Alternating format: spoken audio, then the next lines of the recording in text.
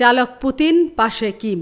সামাজিক যোগাযোগ মাধ্যমে সম্প্রতি একটি ভিডিও ভাইরাল হয়েছে, যাতে দেখা যায় চালকের আসনে বিশ্বের দুর্দণ্ড প্রতাপশালী রাষ্ট্রনেতা রুশ প্রেসিডেন্ট ভ্লাদিমির পুতিন, আর তার পাশের আসনেই বসে রয়েছেন হাস্যোজ্জ্বল উত্তর কোরিয়ার প্রতাপশালী শাসক কিম জং উন। রাশিয়ার রাষ্ট্রীয় টিভিতে এই ভিডিওটি প্রচার করা হয়। এই ভিডিওর মাধ্যমেই আরেকবার রাশিয়া এবং উত্তর কোরিয়ার বন্ধুত্ব প্রকাশ্যে এলো। শুধু তাই নয়, পুতিন এবং কিম যে পরস্পরের ঘনিষ্ঠ বন্ধু, সেই বার্তাই সম্ভবত সচেতনভাবেই বুঝিয়ে দেওয়া হলো বলে মনে করেন আন্তর্জাতিক রাজনৈতিক বিশ্লেষক।